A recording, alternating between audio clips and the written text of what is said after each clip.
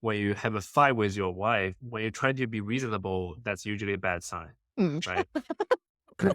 Welcome back, investor, to another episode of the Passive Income Adventures, where we teach you to go on more adventures and we'll show you how to pay for it.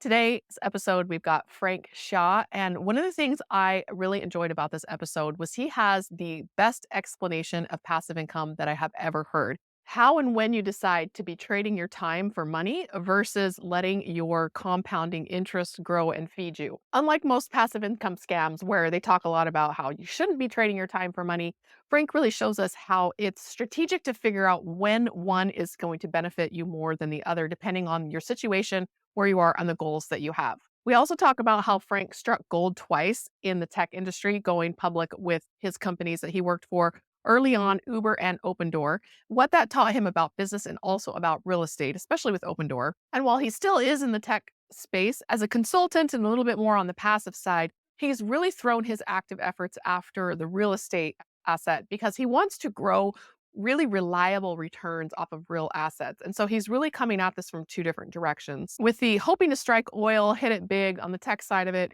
with the rinse and repeat business style that real estate has. And because of Frank's ability to cross pollinate, if you will, we do talk a lot about the importance of being able to take skills from one area into another area. So we talk about the skills that he's gained from his time in business and tech startups, how that applies to real estate, how it goes into sales, communication, and even parenting. And we can all learn from this to help us to be better, not only in life, but in our business as well. We also look at the ways that his decisions are really affected by his financial freedom and how different our decision making becomes when we're not worried about supporting our family or keeping the lights on anymore. As always, we have a lot to learn from this guest story and get tidbits about how that applies to us in our life. So enjoy this episode with Frank Shaw. Everybody, we have Frank Shia with us today. Frank is from a startup background, tech startup background, which is where we started and got out of there and went to real estate. And you have had both a similar background, but also still in tech. So, Frank, how about you introduce yourself? Let us know where you are in your career, how you are working on passive income, and how your past has helped you to rethink life and what it means to have financial freedom. Well, thank you very much, Emma, for having me here, first of all. These are all great questions. So my name is Frank Shah. I'm a software engineer by training. I've done software engineer over the past 7 years.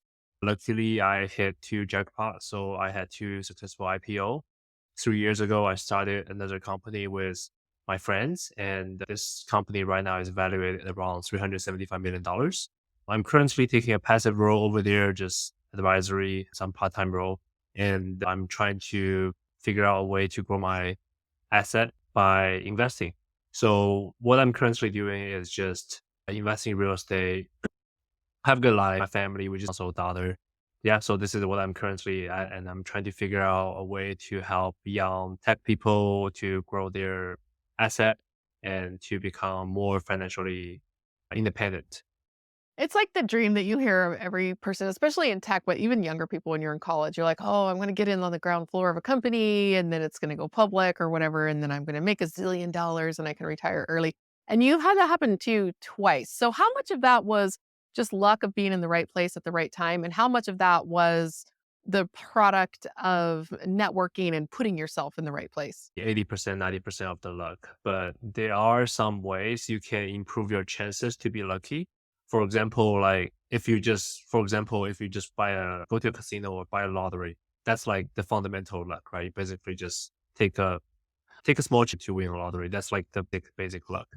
There's other ways to prove your luck. For example, by networking with the right people, they give you opportunity, but you still have to take some risk to join other. Hmm. Most likely that's gonna succeed. I got lucky. So that's more like calculated luck. You can improve your luck by actually knowing more people. Also improve your own skill set to identify companies that is more likely to go public. So I think I did a good job. But I think it's mainly because of the economy over the past 7 years. It's just tech bubbles and the company are more likely to go public. But right now it's kind of a different scheme. Do you feel like if you jumped into it now, as you were back then, younger, inexperienced, you would have had similar results because the economy's in a different place? Do you feel like you said that tech popularity and bubbles and the amount of VC pouring into that space, was that a huge contributor? And if you could repeat that, I'd like to hear what would you do? What would be the same? And if not, what would be different? What would you do now if you were going to start over? I probably will do more business. Like I'll still bet in tech in general. I think this is like technology is revamping our society, right? Basically, self-driving cars, Ubers, AI, all of these technologies, they are helping our society. So if they want to work on something that benefit mankind, as the chances of getting financial freedom or hit jackpot is definitely gonna be smaller. But I think if you are young, maybe 20 years in your career, you have 5 or 6 chances. I think you can still hit one. You don't need two. You just need one big. That's pretty much all you need. So I'll still pick tech. But I'm not gonna be a software engineer because software engineer, I'm pretty back office Hmm. kind of style. My style is more, I feel like if I were to do it again, I'll become a salesperson. I like Oh, dealing with people. I like talking to people. So I want to be a salesperson. Being a salesperson really helps me to start my own business because eventually I still want to be an entrepreneur, hmm. right? Being good at coding doesn't really get me to a good entrepreneur. But being a salesperson and doing very well actually helped me to run my own business, which is what I'm currently doing. I find it very hard to pitch to investors for the first couple of times. They were just like, "What are you doing? You sound so cocky." And I definitely learned a lot from that. I wish I can know how to be a good salesperson earlier. So that's actually really interesting because tell us a little bit about your transition into real estate, where a lot of people don't really think of sales as a huge part of real estate unless you're a real estate agent. But as a real estate investor, they don't really think of sales. You put your apartment on the market, somebody comes and rents it, Yeah. they don't know who you are, they don't care. That's one thing I really like about it. But when we're attracting investors, that's where the sales part comes in. You need to be out there, you need to be able to have conversations, qualifying the leads and figuring out who goes where and what does what. So have you been working on that skill set in your tech career, and then is that translating over to your real estate career? I have to learn it outside. There's no opportunity because tech, like most of the tech company is there for the sake of automations. All of my company, I mean, Uber, you never need a salesperson. At Opendoor, it's more tech driven, so you still don't need a salesperson. My recent company, Oat, we actually is pretty sales driven currently, and I spend a lot of time figuring out how to spin up the sales team. But I'm not a pro of it, right? I know how sales work, but never experience a sales training. So I have to do it the hard time. I have to really take a third party course outside. I pay maybe dollars for a training called Sandler Sales Training. I pay this out of my pocket. I learned how to be a nurturing parent to sell to people and trying to follow their framework. So I actually have to make extra investment outside of my full time job to hone my skill with. Okay, so I want to come back to that parenting remark that you make because you mentioned you have a 10-month-old daughter and that learning how to be a nurturing parent actually makes you a better business person. I think a lot of people don't really make that connection. But before we come back to that, I want to go back into your past just a little bit here and take the skills that Yeah, you yeah. got when you were working at Uber and when you were working at Opendoor, because you had different roles at each of those companies. And tell us about the skills that you learned there that became really valuable in your real estate investing career. I only been at Uber 1 year, so that doesn't really contribute too much, but it's mainly at the open door that really helps. I stayed at open door for almost 3 years. Hmm. I leave a little bit sooner because we started a new company. Hmm. So open door, they are, I mean, it's in the real estate market. For sure. Open door business model is buying. Basically, you flip houses. You buy houses and then you renovate it and you sell it. Open door is very focused on single family between 200 to 500K. So scientists or engineer at Opendoor, we build up the pricing model for Opendoor to be able to give a fair price to majority of the homes on the market automatically. So this gives me a few advantages. Number one, I know how to price a home. I know what's the right way of pricing a home. It's basically take the comps, you adjust it by the bedrooms, the square footage, the location, right? And you penalize if there's a power plant or it's in front of the freeway, you kind of penalize. So how real estate pricing works. It also helps me to use data to subjectively give a price to the people because a lot of people buying real estate is for emotion. Like if you are buying a home for yourself, you kind of have an emotion towards that. This home is built in 1999. I born this year or something crazy like that. So as a business, we need to be objective. We need to use machine to scale the process. So this is how I really trying to understand, okay, what's the best way to leverage to problem and when it's necessary to use people or human to solve the smile, because obviously real estate it's a very hands-on operational heavy business. You still need somebody to do the inspection for you, right? You have to hire a contractor to fulfill all of these renovations. So you know what are the part that machine cannot do. So this is really helped me to get more hands-on into real estate. Even though I'm currently working on multi-family, which is not single family, the pricing is a little bit different, but the rigorousness of my training helped me to become a better investor. So I would say this is the best. Oh, okay, so it's funny that you're talking about the emotional decision behind purchasing because as a multifamily commercial real estate investor, I feel like we are taking the emotions out a lot of what we're doing because we're looking at our numbers and we're not making emotional decisions. The more you know about your numbers, the less emotion you're going to have. But it's funny because when we bought our house, it really started this whole thing for us. It was a fixer upper, little ranch in Texas. And we had not really wanted to move to that city because every time we went down there, oh, the city's kind of gross. There's nothing really going on. We'd actually put Yeah. another house under contract in that same city. But when I was driving around, I just didn't like the way it felt. I didn't want to go on walks and put my babies in the strollers and all that kind of thing. I just wasn't getting the emotional vibe. And we finally went down and bought a house down there, and I was a little nervous. And I asked my husband, I said, "Are you sure about this? You sure you want to do this?" And he said, "Yeah, I'm positive." I said, "How do you know? How are you so sure?" He says, "Because of the house number." The house number was 802 was the street number. And the house that we were selling that we were moving out of, it was 280. And when we bought that house, and it was just lucky, we built it. We didn't know, you don't know what the address is going to be. But when we bought the house that was 280, all of our kids are born on 28th. So our anniversaries on the 28th, Yeah. our first Yeah. three children. So we've got April 28th, September 28th, July 28th. Our fourth child was June 20th, and we were really upset that she's messing up our number Oh, scheme here. So when our fifth child was born, she had this very lucky 080808 birthday. So it was like the yeah. 20th plus the 8th and fixed it all.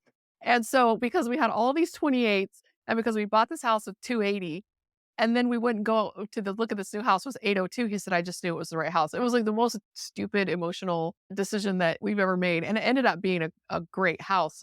But it was just so funny that he felt like that was the linchpin. That was the thing that made him sure that we were supposed to buy this house. And can you imagine somebody doing something that's stupid in commercial real estate, like going by a street number?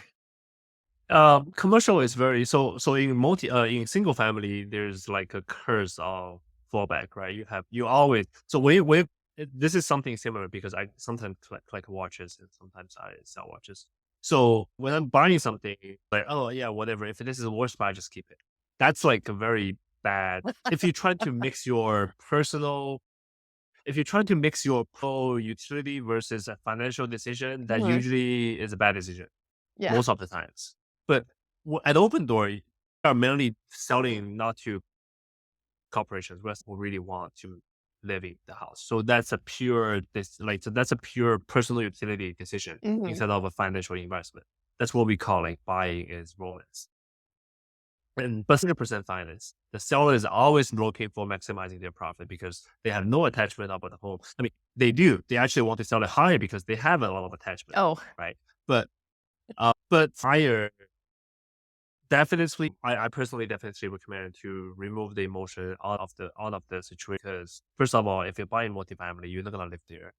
I don't want to live that comes. mhm. Mainly because I prefer bigger spatial space and also I prefer newer style. But for the unit economy, that makes my investment thesis work. That's more like Class B, Class C, Mhm. 70s, 60s, 80s. So I definitely is not going to live there. So that kind of separate the emotion and also the financial decision.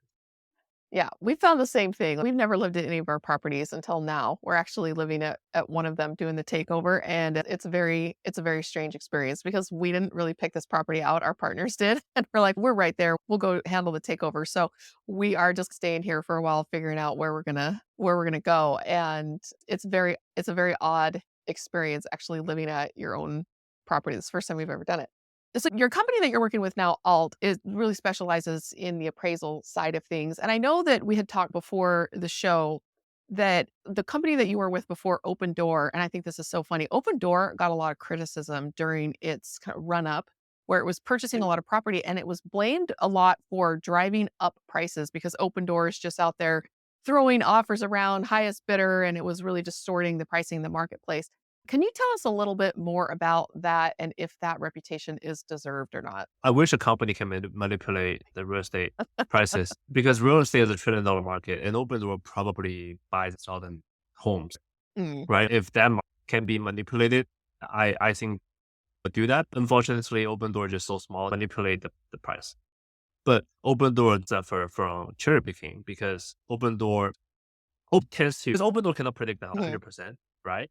Sometimes Opendoor give a little bit higher, sometimes Opendoor gives a little bit lower, right? So if Opendoor undervalue a home, then people are still not gonna sell it to Opendoor, right? Only Opendoor made a mistake, which means open offer high, people sell it to them. mm, That's how you see, like from the resulting perspective, you see Opendoor is paying crazily high, but this is bad lemons. These are just like mm, whoever transact with you actually is taking advantage. So Opendoor actually lose all the money by making the mistakes, but it's because of these mistakes give people the impression that Opendoor is paying high mm. in general. It's not the case. Okay. Because I know that you mentioned a couple of things before when you're figuring out like penalizing it if there's near a company or giving it an advantage if it's got an extra half bathroom. When I was learning about appraisals, because when we were having our personal homes and then our rental homes appraised for refinance or sale, and I would go meet the appraiser because I wanted to be there. I wanted to be able to have my own stack of comps. And some of the appraisers didn't want that. They thought I was trying to influence them or sway them. But some of them actually were pretty appreciative of it because I had just brought research. I was like, here's research, here's what I found. And they're never going to turn down Mm, research. And they would explain to me the way that this works is okay, you're going to take two houses that are as close as possible, but they're not going to be identical. Even if they're the same floor right. plan by the same builder across the street around the corner, there's still going to be differences. Like this one has a half bathroom, this one was remodeled, this one has an extra garage. And they were Yeah. attaching specific dollar amounts to those features. For example, in when he was talking to me, I had one where the owner had built a larger garage out back, a detached garage, and had the three huge garage bays for a workshop. And he said, we're basically just going to evaluate that at the detached garage bay price at $10,000. And there are three bays there. So that's $30,000 that we're going to increase this. And it was almost more formulaic than I realized that it was, even with a human doing it. And so at all, you're able to take that and amp it up. So where does all help to augment what the in-person appraiser is capable of doing? How is it different and how is it where the human is you just have to have that human element? Just to clarify, all is just doing something very similar in a different category, not Mhm. in real estate. All is mainly focused on appraisal in sports platforms, right? Because collectibles, we're talking about like sports memorabilia, is sports card. So sports cards, they share a lot of things in common. I mean, number one, they are super liquid. Number two is that real asset, they are they are almost non-fungible, meaning that if we're talking about like super high-end sports car, we're not talking about like regular sports car. Real estate is also non-fungible. Every single home is different, right? So for pricing real estate, what we really learned is that we want to use machine to solve. Like we don't want to cover 100. Like let me try to paraphrase it. I think what we really learned is that we don't want automation of we want automation of 90% and have human to take care of the rest because I only still believe in expertise, right? If a player is really good at niche, he can output machine who's trained for something else. So there are edge cases that machine is not able to cover if you're trying to price every single homes in the market. So when we are doing appraisal or valuation, we tend to sure we can cover 90% because the using do that saves the time. And we use the human price the remaining 10% of the hard to price. And that is of golden because it make us to make less error and also help us to save a lot of time on the majority of the 90%. Because I feel like hate to say, okay, I don't know, and let me grab a human to price it for you. There's no shame of saying I don't know. It's better to say I don't know versus giving a lowball price, right? Giving a low the reputation always burn the bridge of the customer. But if you're trying to people more human touch or respect to show them, hey, we actually value your business and we're actually taking an extra step to value your homes or sports card. This is better than just a machine to give a price. So, what we were talking about before with your real estate portfolio, what does that look like now? You said you were in the multifamily space. Can you tell us a little bit more about that? Because I'm always really fascinated in the skills that people learn from a previous life or previous career or previous experience. Like we Mhm. were talking about the parenting thing and how that factors into what you're doing now. So, what are you working on now? And how do you feel like your previous experience have led you up to that point? With multifamily by luck because somebody, okay, let me start a story from the beginning because door, right? Hmm. I know how to buy homes and valuation homes. So I actually buy a lot of single families or condos from Hmm. the beginning. Sure. I max out my debt to income ratio because I don't want to put out cash. I want to borrow money, but bank only allows me to borrow up to money that matches my risk. Hmm. Because when you actually benchmarking or you're trying to maximize your data inks, which is correlated with your W-2 income. Even though as a tech employee, we have high income, but that's only high up to a limit. You cannot go beyond towards that. So I in a situation that the bank says, okay, no, you cannot borrow anything. That's it. Hmm. I to see there are alternative ways to invest in real estate because I want to diversify what I'm doing on tech and my asset compounding strategy. So a lot of people until one person pitched me about the idea about multifamily. He's kind of in the journey with, he's kind of like, he's my mentor. He's in my similar journey. Hmm. He's a few years ahead of me. He has a lot of equity. He wants to offset his W2 income with his depreciation, etc. So he's a few years ahead of me. He is the GP that brought me into the deals as an LP. Hmm. I invested with him on deals. I had one exit successfully last year. This gives positive reinforcement so that we how multifamily works. And I personally believe in that. I personally believe this is a good way to leverage and this is a good way to generate safe income. It's a good investment and it's pretty, which we can go deeper into it. So then I wanted to be more serious about multifamily. So that's how I currently am. But there are a lot of roles you can play in multifamilies, right? You can become an operator, you can become a lead GP, or you can just become a sponsor or just do the capital raising stuff.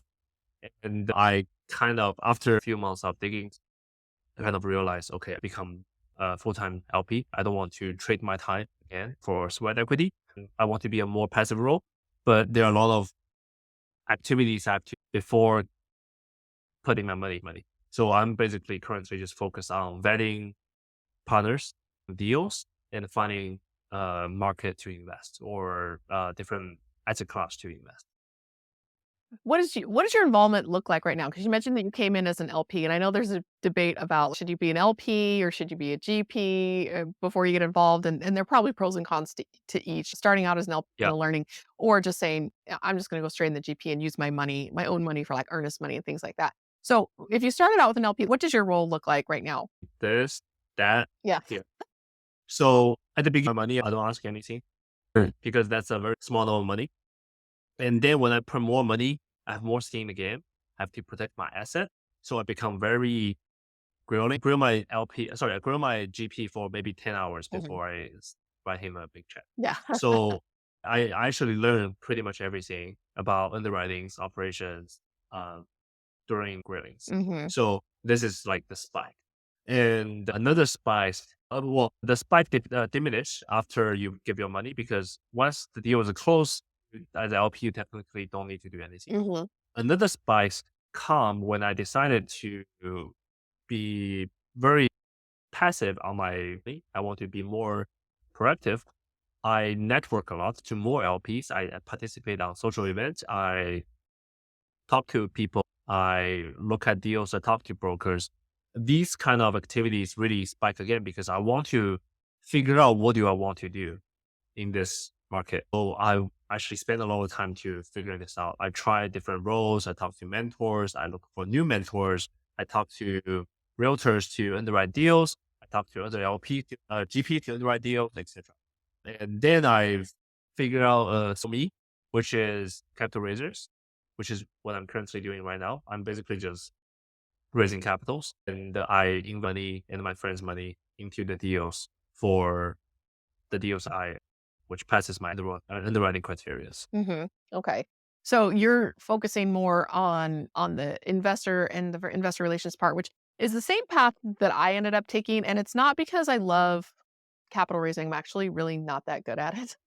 Because you're talking earlier about like needing to be good at sales. And I love talking to people, but I'm more the kind of person that talks somebody out of doing something than talks them into it. Yeah, I mean, I guess it's a good skill set, but I'm always hoping in the back of my mind, they're like, maybe they'll want to do it anyway. But what I found was that when I was a lead sponsor, I'm finding the deals, I'm the asset manager on the deal. The hardest thing we had to do was raise capital. And it was what we were spending the least amount of time building our skill set. When we're actually raising capital, it's go, go, go. It's high intensity. You're calling everybody, but it's very uncomfortable because you don't normally do that and you're not specializing, you're not expanding that skill set. So when I decided like I'm going to learn how to raise capital because I was tired of racing and being stressed out and not knowing if I could close this deal because we didn't have enough capital, losing a deal because we couldn't raise enough capital, always being stressed out. I said, I'm really going to focus on this skill set. And then I realized this is the hardest thing that everybody does in real estate. It's harder than finding the deal. It's harder than managing the deal. It's really, really difficult. And the reason that I chose it is because I knew because it was so hard that it was going to take intense focus. And I just wasn't going to have time to build these other skill sets and continue to do these other activities if I really wanted to niche into the most difficult part of this. Have you found that to be a similar journey for you that you feel like to be valuable because it's so hard? People that want to raise capital, everybody's, oh, I'll be your boots on the ground or I'll do your underwriting but not a lot of people are like, I want to raise your capital. The story, Hmm. I have a few summaries or my take. I Hmm. think number one is that real estate is a teamwork. I think the best way to participate in a team is you specialize in one thing Hmm. instead of you become a jack of all trades of like five things. I personally think one person capital and operators. I think a company is capable of doing that, Hmm. but the company needs to have a lot of people who specialize in different, right? That's how you see big companies or a few family office, Hmm. they become super big because somebody is focused on raising capital, somebody is focusing on operations. Hmm. So if you focus on one person, I think the person, if he wants to become operators or he become too rich. And obviously I hate anything done because it fixed my Yeah. so I definitely don't want to become an operator because I just feel like this is not for me. And I don't want to live in Texas because I enjoy California sunny weather. So this all of these pushes me to become capital raisers. So that's my only options. Right. And the other question is, okay, am I good at capital raising? I think I'm in a pretty good spot. Naturally, I think I'm a good communicator with people. Not a great, not definitely I'm not a great salesperson, but I'm okay. Um, Number two is that a lot of my friends, they have similar background as I am. They have a few IPO exit or they are super rich in China or whatever. I kind of realized it's not hard for me to raise maybe $1 million. So this to become a good capital raisers. Hmm. But obviously there are like other great capital raisers on the market who can raise $100 million, $200 million from institutions. This is not what I'm currently capable. I wish one day I can raise institutions for $100 million.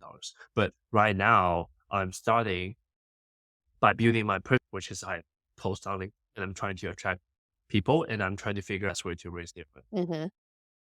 Yeah, So I'm retail capital, do you find not that either one of us are in institutional. I have raised some institutional capital, and frankly, it was a lot easier. You just have to have the right huge project. So the hardest part for me about raising institutional capital was we didn't have the infrastructure in the company for them to check the box that they could invest with us. So our projects were either too small or our team hadn't done 5 deals together, or we didn't have integrated property management, or we didn't have at least 20% of the equity from the GP. Like they have these boxes that you need to mm, check. And I didn't find yeah. them to be too controlling or wanting to take over all this control of the deal. And we just felt like they were partnering with us. And if they were offering help, sometimes they were just LPs. It really depended. But I felt like raising institutional capital was easier if you had the right Mm. project and you had the right company. So raising from retail investors is definitely much more challenging. Have you found that to be the case as well? Retail is definitely challenged, and also you need to pick your niche, right? Mhm. For example, I prefer to raise money from accredited investors. I don't want to raise money from non-accredited investors because they're going to ask you way more questions and their check size is smaller.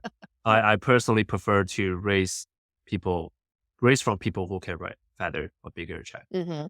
Um, But they are also sure. that's true because even what you said when you were first starting out and you've never really done this before and you're grilling the guy for 10 hours and learning everything ins and outs of the deal. And so we recently had an investor fly out to our project and walk the project with us. And I thought that is rare for somebody to spend, say, $500 on some airline, a rental car, and a hotel for 1 or 2 nights to come out and meet us and to walk the property. He's going to throw 5 or maybe 6 figures at the deal, but doesn't wanna spend $500 to go out and do some due diligence. It shouldn't be as rare as it is. And so at what point do you feel like the 10 hours or what you were describing before, you don't need to do that much because now you know more, you know what questions to ask, and you're able to look at the documents that they send over without needing the questions. Have you seen your due diligence time start to shrink as you get better at this? Um, yes or no, because I think okay, so I'm putting my investor hat. Uh, As an investor, I think I should invest my portional to my knowledge. mhm, Like right now, I probably know a lot of real estate. So a lot of my portion of my asset is in real estate. mhm, But if you 5 years ago or 3 years ago, I'm just starting up, I'm not gonna chip in too much, right? But I don't want to. The more you chip in, the more you want to know, and the only way to know is you to fly. So fly is inevitable if you want to increase your check size. mhm. This is how I see it. It's not the other way around. I think it just like depends on as an investor, there are things to invest. Yeah. Cryptos, real estate, equities, VCs, or friend startup. There are a lot of ways to invest. So I think as an investor, he or she needs to understand what is their thesis, why they are doing this way. And if we decided this way, he needs to protect his investment, gaining informations. And I think if they choose real estate, multifamily as a small pie of the investment, they should spend time understanding that. Mhm, And there are two ways you can your investment. Number one is you visit the property. The other way is you invest time to know your answer. mhm. I think knowing the people is also very important because anybody can do real estate, right? Previously, you said become easier, but I want to emphasize become a good operator is also as hard as raising capital. Anybody can become operators, but this is a barrier of entry market. You want Mm. to only invest on the top people. So vetting operators is also hard. Okay, this is a really good point because one of the reasons I got out of active asset management, not that I'm completely out of it. We will acquire a few more deals. We will still continue to manage the deals that we already have. I just didn't want to continue to scale that because I felt like my time and attention to focus on these deals was becoming maxed out for how much I was willing to do. And I just didn't really like it that much. And I felt like Mm. I felt uncomfortable with me as a sole asset manager, like almost a solopreneur company to say, "Hey, you should invest 6 figures with me, but I don't really like what I'm doing and I can't wait till I retire." It was not a genuine type of message, and it made me personally feel very uncomfortable. So what you say about being an operator versus a great operator, the great operator has to love it because they're gonna outperform the person who doesn't like it every single time. Yeah. And so the thing I like about real estate is putting deals together and getting deals across the finish line to the closing table or to the refinance or to the sale. Like I like the transactional sections of it. And a huge part of that initial putting the deal together is capital raising. And so I was like, okay, what do I really love doing? What am I really good at doing? I'm not so Yeah. great at capital raising, but I am really good about putting the deal, getting all the pieces, finding all the right people, and being the glue that kind of pushes this project across the line. And so I think that's really why I decided to get out of ops. It was mostly because I see other operators who are great, who love it, who are scaling it, who really put a lot of focus onto this. And that just wasn't me. Because operator itself is just a full-time job, right? You need to Mhm, decide if you love that full-time job or not. Putting up the deal. I think that is other or valuable skills than operation because operation you just have a well-defined goal versus putting up a deal. The skill set requires multifaceted. and Mm, also the size of the deal. No, it's more vague, right? And usually vaguer job have bigger payoff. yeah, I would agree with that. I find that the ops, yeah, a lot of problems coming up. You never really know what's going to happen. Something's going to happen, but you don't know what, you don't know when.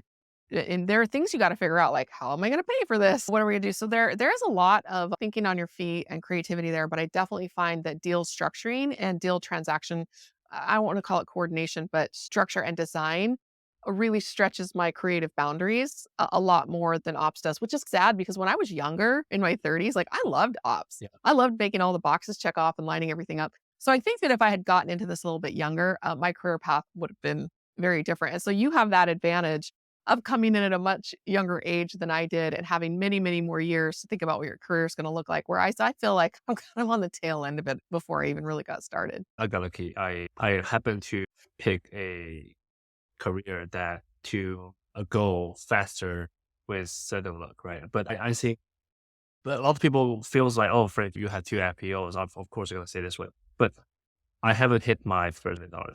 I haven't hit my first $1 billion.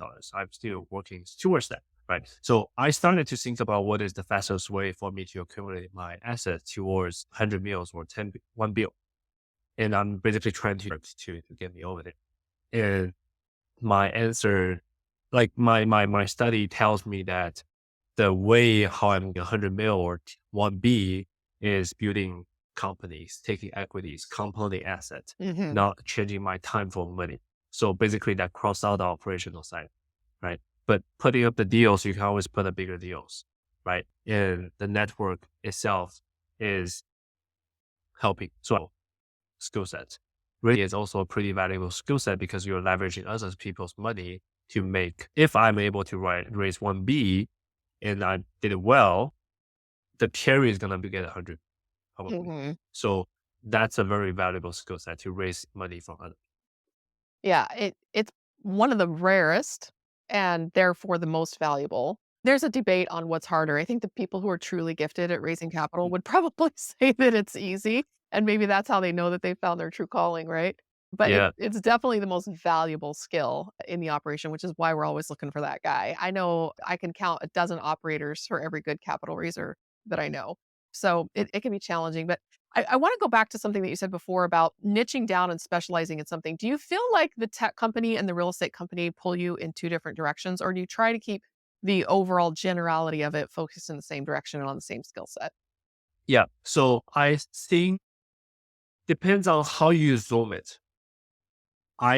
So question, real estate company, tech company, Mhm. obviously they're totally different business. Right? And also specialized versus jack of all trades. I'm a big fan of jack of all trades, but I don't want to jack of all trades of fundamental skill set. I want to become jack of all trades of middle level skill set that help me to get to my goal. Mhm. Because as we previously said, my goal is to hit 100 mil or 1B, right? So in order to do that, the only way you can do it is become a business owner and build up multiple successful business, right? Mhm. So then the question becomes, how do you become a successful entrepreneurship? Sorry, a successful entrepreneur, right? I study a lot of Alex Hormozy, and the Hormozy basically recommend you have to check box a few things, right? Sales, technology, hiring, account, etc. Mhm. So these aren't like advanced skills. You can always hire a person to do the sales. You can always hire the person to do accounting, but you need to know the fundamentals before you hire other people. Mm. Otherwise, it becomes very hard to see if the person is doing a good job or not. Yeah. So I'm kind of like right now, my goal is trying to become very good at building my personal brand because I believe in this is a good leverage to either monetize on top of or to use that to raise capital or next year. If the better project, I'm probably not going to do real estate at all. Right. So not to be correlated with real estate. Real estate is a proven asset class for me to compound my money. So I'm trying to attach my personal brand towards that answers. Yeah. So you're taking more of the Daniel Priestley approach where he makes a joke about how he goes, I don't know how to do anything. I can't do sales. I can't do marketing. I can't do books. He says, but I can get out there and talk to people and direct people to my team who knows how to do all of that stuff. And so he's leveraging his personal brand And that joke about how he doesn't actually know how to do anything, and maybe he used to, but he's so into business development now and personal branding now that he's maybe a little outdate on of some things, and I've definitely Yeah. found that to be the case. Like, I feel dumber the more I specialize, the stupider I get because I don't have a broad knowledge and I can't converse on as wide a topic of things with people because I'm like focused on this thing. And I used to be more jack of all trades. I prefer the broad, and that's why I think we did better in early stage businesses and startups because you have to wear all the hats and spin all the plates and bounce all the basketballs and all that. But as we put a team together and we have a larger company now, I'm having to niche down and I'm finding I'm not able to stay on top of things anymore. Have you found that some of your skills start to atrophy a little? Because you mentioned it's really important to have enough skill in that to know if the person you hired to do it is doing a good job, but then eventually those skills start to atrophy a little. Have you seen some of that? And which ones are you like, oh no, I got to catch up on that? And which ones you're like, nope, gonna just delegate that forever? For the last company, I started from to maybe 10 people Mhm. reporting to me, right? So that journey is basically you need to do everything yourself versus you see a fire, you ask people to put it off instead of putting it off. Because I transition into a role when I feels like the company does not need me on daily operations. It takes me a few months to get over there. So I have intentional of seeing something, not trying to fix it because the system is working without you or not. Mhm. Right? If the company without you for too long, the ship is going to making circles, but the ship is not going to sink. So because of the right, like the captain does not need to make the bed. The captain doesn't need to shoulder the coat, right? Mm. But the captain is the ship. Mhm. So I want to become a good to guide the business toward a direction. I think that itself, you can call it jack of all trades, or you can call it a very advanced skill set. But I think that level of skill set, if you want to make more money or money that is one more magnitude, you have to be very see it so far. There's some really good analogies, for what you're saying. I remember when we lived in Austin, there was this high school team that won state championship for football year after year after year after year. Kids are only in high school for 4 years, right? It's like a really good college Mm. football coach. Those kids are only there 4 or 5 years, and then they're moving on, and then they have every 4 years, it's a complete turnover, yet they're continuing to win championship after Yep. championship. At a certain point, yeah, they're attracting some athletes to colleges, but what about high schools that are more bound by their boundaries? They have a few kids that they recruit in, but for the most part, like, this is your boundary. You just got to deal with what you've got. And you have people who are moving in just to play for that football team. So, yeah, they are getting a little edge that way. But at the same time, it's the coach, it's the coaching Yep. program. The conductor is Yep. not playing an instrument, the choir director is not in there singing, right? The coach is not throwing a ball. But for whatever reason, they can get a performance out of a group of people better than another person could get out of the same group of people. And I've had this experience where I was singing in a choir and our choir director was new and enthusiastic, right? But she had to go out of town for a couple of weeks on an emergency. And Yep. so she got a Yep. substitute choir director. And suddenly we were getting better and we were not feeling so Well, scared about the performance. That we're really going to be ready for this performance. Like I'm so much less nervous. And then she came back in town and took over again. And suddenly we were bad again. I realized it's not us, it's the director, and suddenly we were all nervous about the performance again. And so being able to coach requires a lot of knowledge about what's going on, but yet at the same time, it's its own thing. It's its own specialized, like you said, a higher level yeah. skill. And so thinking of it in those terms is it's a different shift because then you're a business leader instead of a business performer, and you're not necessarily having to stay on top of everything, but you stay on top of it from what needs to be coached. I don't know if I've really thought about it in quite those terms before, but it sounds like what you're describing. A tech company, there's somebody who specializes in coding and somebody. So let me put it this way: a few years after your software engineer, you have two routes. You can become a contributors who is very good at coding, or you become management. Right? Management roll up to CTO. Mhm. Individual leaders roll up like a principal. Mm. Nothing, not super well, but they are totally different skill set. Mhm. Right? So a lot of people is good at coding themselves. Time management it fail dramatically Yeah. because they end up they don't know because it's totally different skill set. Yeah. Like it's people, it's nurturing people, it's figuring out what the business want, a lot of communication, a lot of cross functional thing. A lot of people just don't enjoy doing that, which Yeah. is okay. Yeah. Right? Like not every people become a successful entrepreneur. Mhm. So figure out what is a person's capable of and do that well. Because you don't need to become a CEO to make a lot of money. I'm a good enough software engineer to make a lot of money because the pie is so big, you don't need the full pie. Yeah. But it's I think it was Peter Drucker who said that you're promoted to the level of your incompetence, because if you're good at something, you Yes. get a promotion. And then when you stop Right. getting good at it, you stop getting promoted. So you just sit there in this position that you're incompetent at, which is why you're not getting promoted. So Exactly. everybody is sitting where they are is incompetent because they got promoted out of the thing that they were good at. In the old style, that's the case. Mhm. The modern technology company, they tends to do the other side. Mhm. They only promote people when the person has been demonstrating the next level for extended amount of Mm. time. So Mm. that prevents the curse of promotion. Have you found that's, definitely because Peter Drucker's been what did he write in the 50s or the 60s? That's more for like manufacturer Mhm. companies. It's more, and right now, it's like right now the HR system is so good. There are always 360 evaluations. You can pinpoint how good, like in a minute.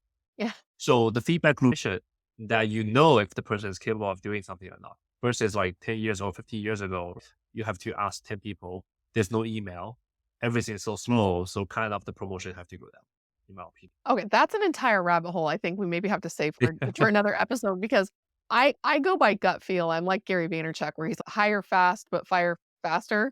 I want to give people a chance. I don't want to spend a lot of time because people are like hire slow. I'm like, nope, I'm going to Yeah. hire fast, get in, see how you do, and if it's not working out, we're going to move on. But that's a whole field of rapid evaluation and identification that I'm not exposed to. I just tend to do that by gut feel, and I feel like if you're good at something by gut feel, you can be really great at it if you get some training. So right now I feel like I'm good at it. It's natural, but I don't know what I'm doing really from a training standpoint. So that would be interesting. But I'm gonna to resist the urge to go down that rabbit hole because I want to come back to what you were talking about with capital raising and sales. And then I want to wrap up with talking about running a business versus passive income. When does Yeah. Yeah. financial freedom become passive income, and when does financial freedom become I want to go do something huge, right? So the Yeah. first thing Yeah. I know with this take two of our podcast recording attempt, because the last time we're having the very professional business discussion, and all of a sudden, the tone of our discussion completely changed because you're like, wait a second, I'm here with my baby and she's sick and she's throwing up. And immediately my mother of six kicked in. I was like, Frank, just go do what you need to do. And you ran out for a few minutes. You came back, hey, can we Yeah. reschedule? Because my baby needs me right now. Yeah. I'm getting a little bit of chills just remembering this moment. And I was like, yeah, Mama Bear is here. You go do what you need to do, take care of what you need to do. And I feel like the tone of the conversation shifted and even our relationship shifted a little bit at that point because now we're talking about things that are a little bit more personal. I'm a real big believer that you cannot separate the personal from the business. Like who you are at home Yep. is who you are at work. Even if you're wearing a slightly different Yep. costume, it's the same person inside. And so tell me a little bit about your parenting journey and how that's enhanced your ability to be a professional, a good business person. Because I feel like my children have stressed me to the max as far as personal development, as much as my business has. It's hard for me to even say it was my business stretched more personal development or being a mom of many. So can you bring that together for us and tell us how that has enhanced your skill set? 10 months. Yeah. So I only have 10 months experience on it. I feel like I'm always, how do I put, like I'm trying to, I think the philosophy of nurturing a baby is similar to nurturing a customer or nurturing employees. I Mhm. think they always connect with each other, just different.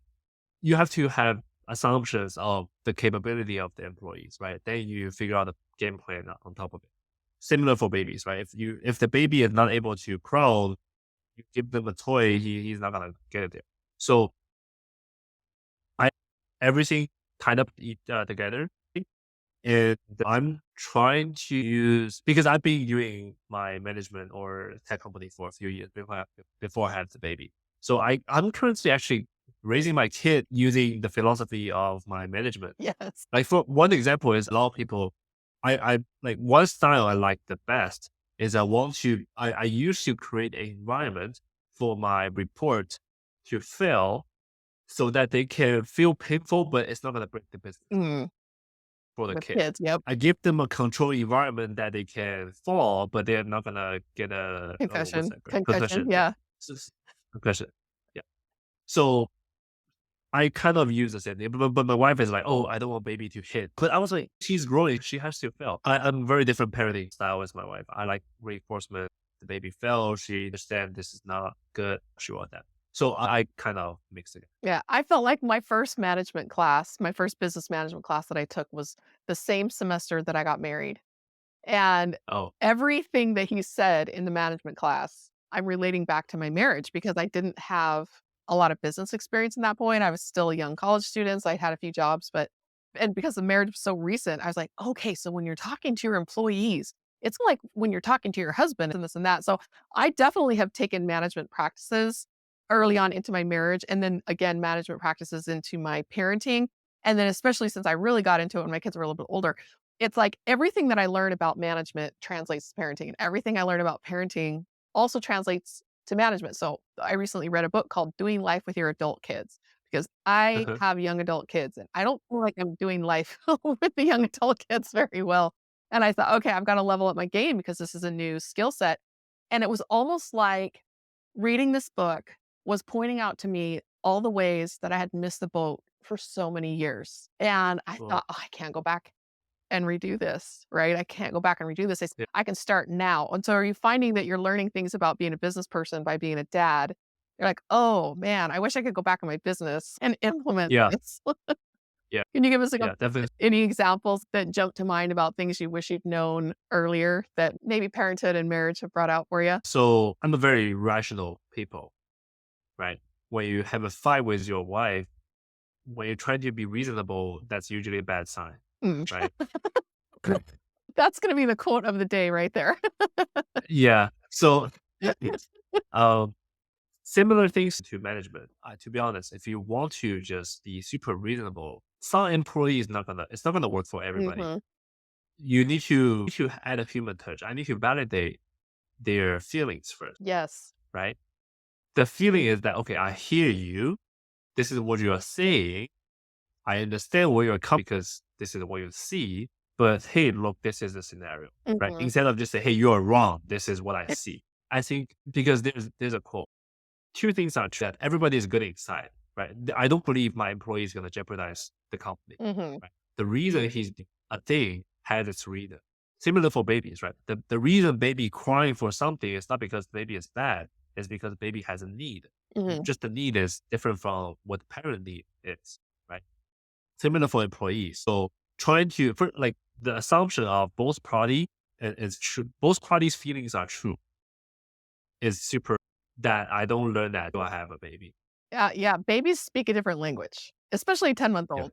They're not speaking to you in English, they're speaking to you in their communication style, and so being able to pick out, like, what it is that your employee is telling you that they need is that's a next level skill right there. Yeah. I've come across the concept recently that I've implemented with my young adult kids, but also have trickled down to my teenagers still at home, is like, we're no longer doing unsolicited advice because the parenting, like, you do this, Yeah. you do that, we've never really done that.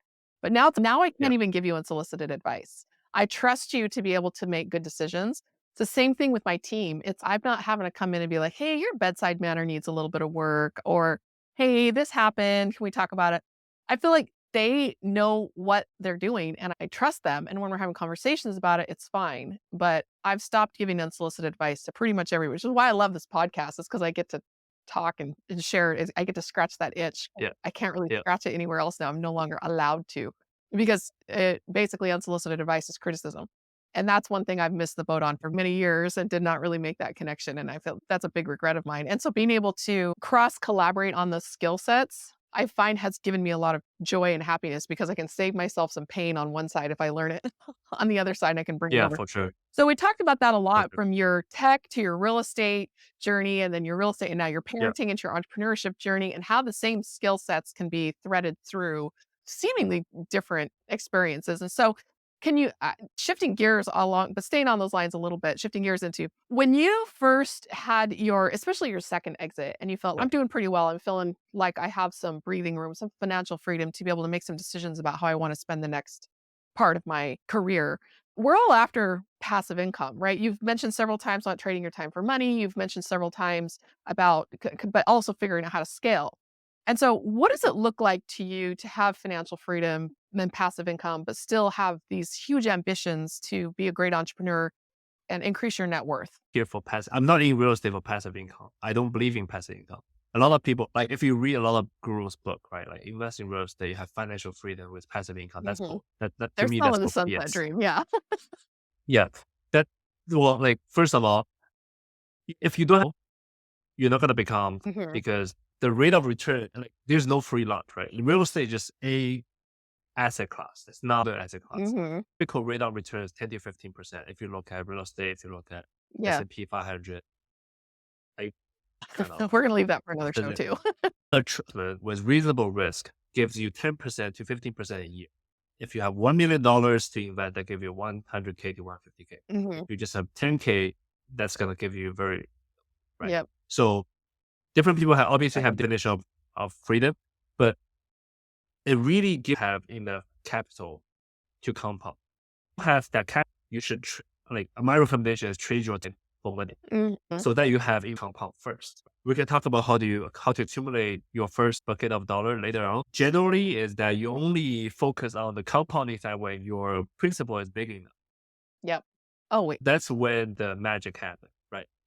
So yeah, I have decent pie to compound, and that compounding is kind of passive as the compounding machine is doing the work, right? Like that's underwriting. So as long as I know, and also I vetted the GP, Mhm. I'm happy to have my asset to compound, and that become passive. See passive, but I'm also trying to do entrepreneurship to give me the next 10x. I Mhm. don't expect to have real estate to 10x for me. I just I just want the money to grow reasonably, right? But my goal is to a billionaire or deca center. No, that's deca millionaire. I have so that's actually what I'm trading my time for. So I'm doing two things. Okay. That is a great explanation of it. And I think that you used a couple of terms. Like I've been trying to encapsulate this thought actually, because the name of the show is Passive Income Adventures. It's go on more adventures. We'll teach you how to pay for it. When people don't have time to go on adventures, no matter how much money they have, a lot of them are high Yeah, income earners and they could afford an adventure, but they don't have time for an adventure. And then we've got the other half where they have time for an adventure, but they can't afford it. And so getting to that sweet spot where you have enough time to go on the adventures and the skill or the compounding to actually to do it, that's really the crux of the show. And people, it's so fascinating to me because every guest has a different path that they're taking to get there. And so your explanation there of you have to have enough capital to compound so it could become passive. I say the same thing. You want passive income, you got to have money first. Like there's yes, no free yeah, lunch, yeah, right? yeah, So I look at it as once your passive income covers your basic expenses, you're now financially free. But is that going to really, like you said, 10x? No, the 10x is the entrepreneurial side. And for yeah, some people, they just want to meet their basic expenses and go volunteer, yeah. and that's fine. And again, everybody has a different path. But for somebody who really Pass. wants to increase their net worth to the degree that you're talking about, you either have to have a huge pile of money compounding Yeah, or yeah, you need to go and generate some more active income. And so how has that looked for you? Okay, I got financial freedom. I've started my compounding wheel in motion. What comes next? yeah. So take us back a little bit and tell us like what your thought process was like. Again, I'm learning the from Hamosi, Alex Hamosi, Mhm. who's like a big influencer for me Me over the too. past 2 years. So I think having passive income buys me time, right? So I don't have to trade my small piece. That's kind of the peace of mind. Mm. So because building huge business takes time, sometimes like Should months. you're doing it right. It should take years, right? So I think 100 mil, right? Maybe fail, another business fail. Maybe I only succeed when I at the business number 8. I have no idea. But I think it give me confidence that I can go that route without using the outcome to validate myself if I'm doing the right thing or the wrong. I think that Mm. because in real estate, there are opportunities and right, you don't really you don't have like a, okay, let me put it in a different analogy. If you gamble, you know your decision being right or wrong within a minute, Mm. right? But you don't know the decision, you don't know the outcome of your decision until a few years later. You like your feedback loop is way longer. Yeah. And sometimes people don't have the patience to get validated because it's just too long, right? When people are teaching when somebody is teaching people to get to $1 million in 5 months, a lot of people pay for it. But what if other people teach the person to get to 1 million in 5 years, then it become a less sexy kind of the pitch. But I think 100 mil or 1 bill, you have to take the slow route. Is when people cannot do because they have a family to raise. Hmm. Yeah. And allows me to not worry about that part and focus on building the next piece. I think that's the peace of mind I have right now. Yeah, and you're in a Thank you. fantastic position, especially as a new father, because your passive income or compounding income is supporting your lifestyle. Now, how basic of a lifestyle that is going to vary from person to person. But Right. then you have this explosion of creativity and freedom to be able to say, what am I going to do? Because I'm not worried about how to keep food on the table. I'm not worried about how to pay my mortgage. I'm not worried about these kinds of things. I could put my kid in a nice school and sign her up for some cool classes and take some nice trips as a family. And so you're not so worried about taking the risk on the business side. Do you feel that has freed you up to be able to think bigger that way because the risk is not going to put your family in jeopardy? Right. Exactly. Hmm. Yeah, I know my husband said the same thing when I first started my real estate business. He had a good job with Yeah. W-2 IT guy, and we had just sold a house, and I said, "I'm gonna take a piece of this profit from the house that we sold to put as a down payment on our next house." But instead of putting all that down and having a super micro payment, I said, "I'm gonna go grow this money." And he said, "I'm gonna assign that money as monopoly money from now on." And you have to put up a firewall between the business and the personal income. My W-2 will cover everything. I just took a little bit of profit so that I could basically get a house and I can pay the payment. And then this business, it can never sink this ship over here. And as long Yeah. as that remains separate, go crazy. Lose all the monopoly money if you want to. It's monopoly money. And so that gave Yeah. me a tremendous amount of security to be able to go out on a limb. Have you found the same thing? Or what's the word? It depends on the scheme again, right? Like if your life on this investment, your decision becomes different. Mhm. Like if you're gambling with your life, the the decision is gonna be different from you. Like this gamble is not from your life. Yeah. So definitely have like I'll use an analogy. Reason that VC company make a lot of money is because they don't care if a company is gonna fail or not because they bet on 1,000 companies, Mhm. right? Their goal is not to have a company to have 1x exit. Their goal is to have one company to hit $1,000 exit and zero for the rest. Yeah. That's how VC works, right? Mhm. Because they don't care the survival of one company. They care the portfolio. So betting that they make better decisions. Yeah. Their decision making is different. Yeah. Yeah, well, it's like Russian roulette with water balloons versus real bullets. You're gonna Right, play very exactly. differently. Oh, such great analogies. And I think that level 1 of compounding or passive income and the way that changes people's ability to make decisions. Do you wanna retire? Do you wanna move to Mexico and to a lower cost of living area and chill? Or do you just want a Yep. sabbatical, go do that for a year and then come back? Do you wanna start a nonprofit? Do you want to be a stay-at-home parent for a couple of years? Do you all of a sudden, it's like the possibilities explode, and I think this is when somebody first hits financial freedom, it creates almost like another analysis paralysis because you have so many options. What do they call it? The paradox of choice to be able to say, what am I doing now? Did you find yourself faltering for a little while? I don't really know what comes next. Or did you always know, like, as soon as I do this, I'm going to go Yeah. right into that? Yeah, yeah. From a young age. Like my parents are very different from me. They enjoy traveling. They don't really care. They have like a good enough pension. So they don't fight for the next level. Hmm. But for me, I always want to quote unquote prove myself by hitting the next level because I get fulfillment from the process itself. Mm, Like I don't spend like never I don't buy expensive things, but I get fulfillment by being able to make the next level. That's how I get fulfillment from. mm. I feel like I'm more So self far. delusional about it. I'm gonna be like, well, as soon as I finish this, I'm gonna relax. And then I start relaxing. I'm like, I'm so depressed. So I'll go do something Yeah, yeah, else. yeah. It's I like see it, I see I it. Yeah, keep saying I'm gonna slow down or stop, but then I don't ever actually yeah. really do it. Sometimes I'll take a little mini sabbatical, but I don't really get much farther than that. And I keep saying, why do I keep doing this to myself? I like how you said that. It's like the fulfillment from the process itself. I think I'm the same way, but I haven't really admitted it yet. Hate to say it that way because it makes the other person looks bad. There's a lot of comparison, and I find that comparison can be very valuable if it's inspiring, and it can be really something that needs to be junked if it makes us.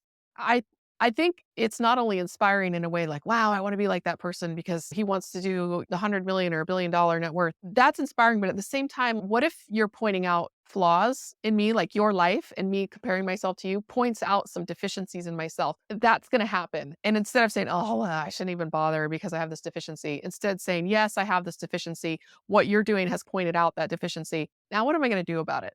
That's where comparison really becomes quite valuable because it allows you to be both inspired from positively and inspired because, well, now I got a problem I got to solve that I maybe didn't realize that I needed to solve. Have you found that having your mentors and your network around you has given you both of those opportunities to be inspired and to improve yourself? And how do you Yes. prevent like getting depressed or feeling like I'm never going to measure up? I feel like I have a natural tendency. No, I have a talent of receiving feedback, Mm. meaning that when somebody like annoys me because I try to the people with other people trying to because when somebody criticize me, I 99% of the time I treat it as an improvement.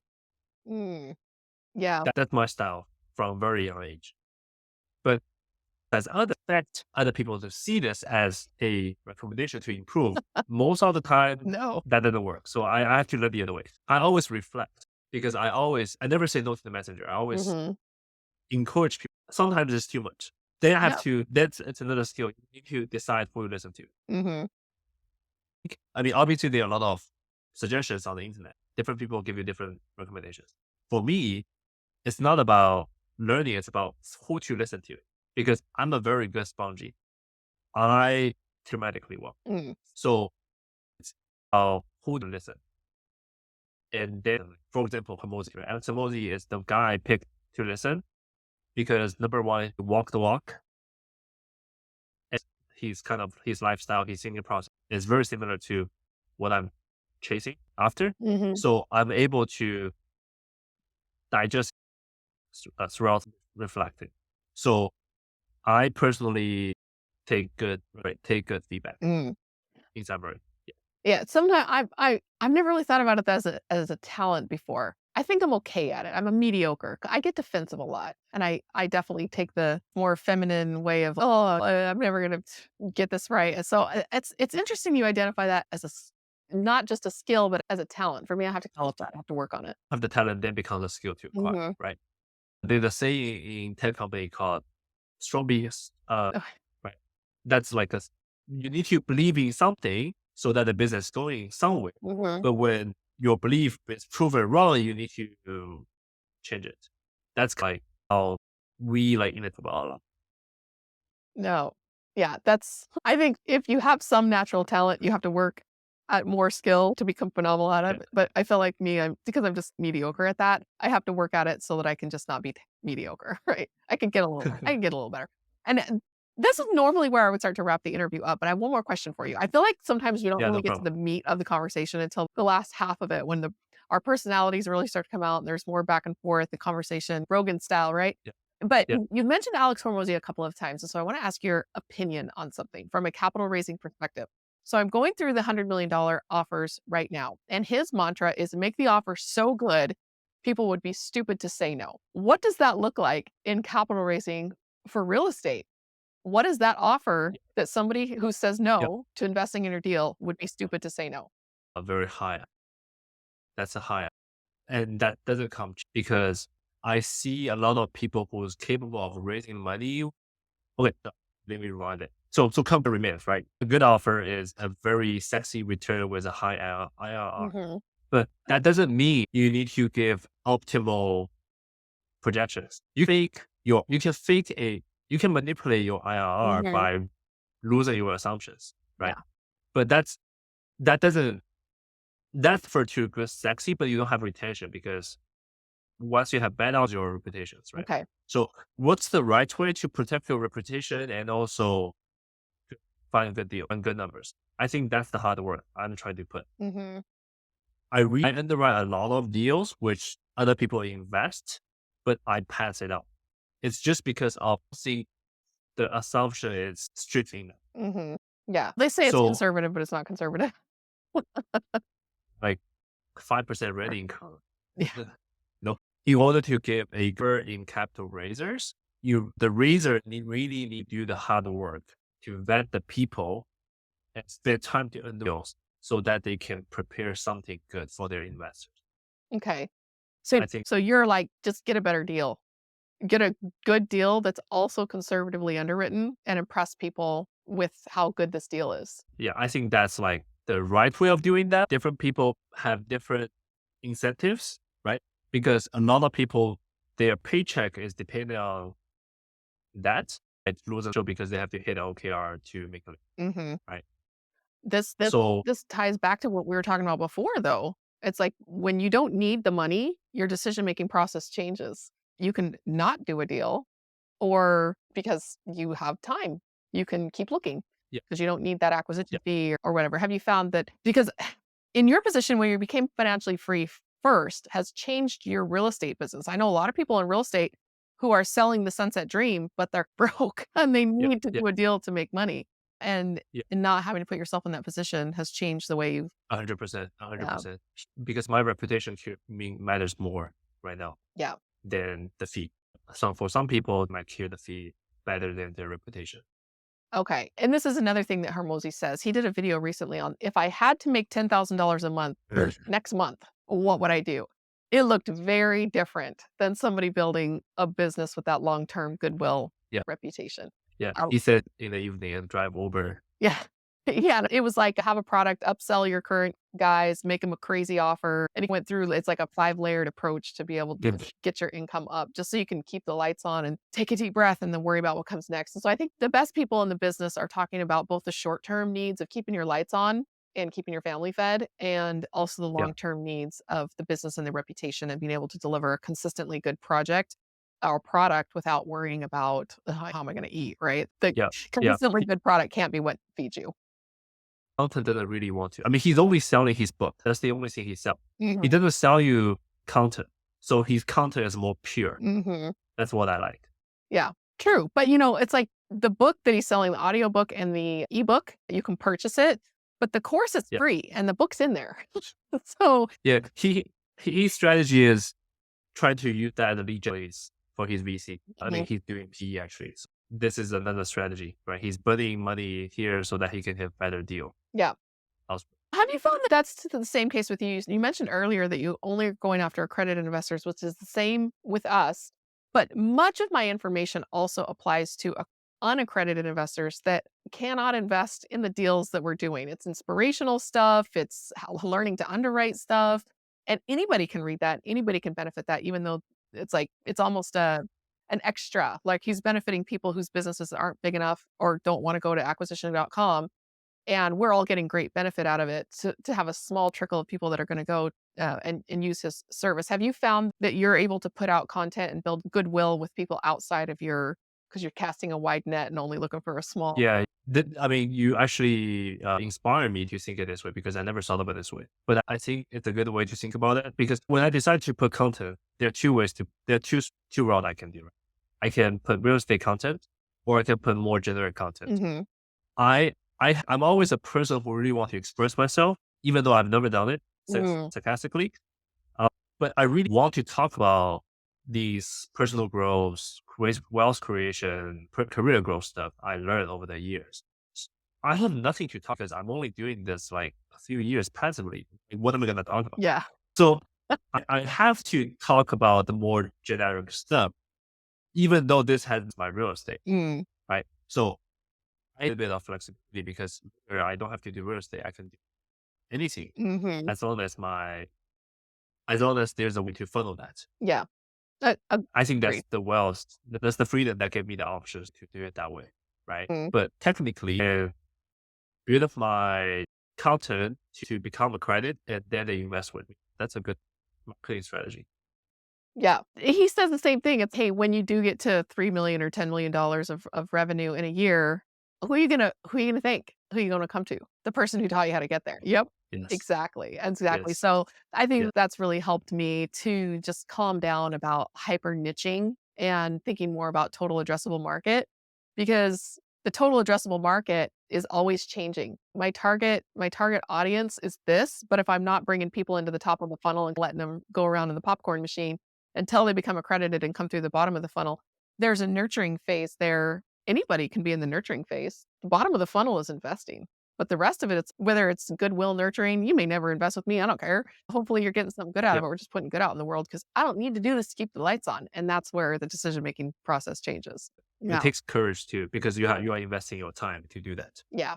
Yeah. But if I'm not working enough, I do get pretty like pointless, depressed. And so I enjoy doing it. So I would do it for free anyway. And would I do it the volume that I'm doing it right now if I didn't have a business behind it? Probably not. And so the business does motivate me to put more content out there, which is actually good for me in the long run because it keeps me more engaged and keeps me thinking more. I think that you are a great example of that because when you decided, like you said, you just want to go on vacation and you're happy with enough and there's something driving you like, no, I have goals that I want to reach and I'm going to continue to reach it. It's just, this has been a really good conversation. I think that it showed a lot of crossing of skills to be able to translate skills over to new things, finding your purpose, and really that unique journey that each of us goes through on our journey to financial freedom. So I appreciate you coming on and sharing this with me today. Frank, how can people get a hold of you after the show? And I always ask this question, like, why should people get a hold of you after the show? So on LinkedIn, I post it. So my LinkedIn handle is Frank the Tank CFA, one word. Actually a CFA, even though I never use that letter. Yeah. But I think right now it's better for me to reuse that CFA title just for the sake of credibility. But yeah, I post daily. I talk about career growth for tech people. I talk about wealth creation. I talk about personal growth. Yeah. Yeah, it's good content too. I love being over there on LinkedIn and just seeing what the other Yeah. person's posting and supporting one another's content. So Yeah. definitely check Frank out on LinkedIn. If you want to invest with him or with me, the best way to get a hold of people when you want to invest with them and send him a DM on LinkedIn. That would make our day. So we're looking forward to talking to you. All right. Thank you so much. We will see you on the LinkedIn side. Have a great day. You too. Oh, well, thank you so much for sticking with me through this. Again, I've said this before, but I hope you're really enjoying this longer format that we're doing. Sometimes I feel like the conversation doesn't really get good or completely natural until almost halfway into the show. Usually after the first 20 minutes, I might be like you, where I'm feeling like, are we done yet? By about minute 40, I'm like, oh, we're running out of time and we still have so much more to be talking about. So I personally am enjoying this longer format a lot more because I feel like we're really able to get down at the juice of what's going on and to get at those tidbits of things that often we're not going to get in a more surface level interview. As always, please reach out to the guest after the show. Frank's data science mind gives him a unique insight into the types of deals that he is going to be investing in and the types of deals that he helps his investors get involved in. We're hoping to be able to do some deals with Frank in the near future, especially as he was describing. Like the offer that you can't refuse as an investor is one of the best deals you've ever seen in your life, where it not only has great returns, but is also free of all of the aggressive assumptions that can make a deal with great returns look great, but it's not actually that good when you look under the hood. Stay tuned for an upcoming episode on how to vet a deal to make sure that it is conservatively underwritten so that we're not just looking at the overview and getting excited about high numbers without realizing how easy that is to manipulate. It's a really important skill for us to have as investors. And again, as always, we would love to have you reach out to us after the show. If you'd like to see the deals that we have on offer for accredited investors, check us out at partnerwithrise.com to get some time on our calendar to go over your unique investing goals and how Rise may be able to help you get there. We would like to be one of the ways that you diversify your portfolio. There are a lot of people out there with great deals. Club that meets every Monday night, unless it's one of those weird barbecue holidays where you get the day off of work. You can find out more information about that at riseclubcapital.com. If you scroll down the page a little bit, you can either sign up for the email list to get reminders, or you can set up your own calendar reminders using some of the options there. And there's a link directly into the meeting if you forget exactly where to go. So be sure and bookmark that page so you can find us every Monday night. I'm also posting daily tips on my LinkedIn at Emma Powell 28. I'm also posting daily investing tips, as well as free educational classes every Thursday, either at a lunch and learn or an evening webinar. And you can find more about that at risecapitalinvestments.co. And because I ask every guest this, why should they reach out to you? Why should a listener reach out to you after the show? I want to answer that for myself.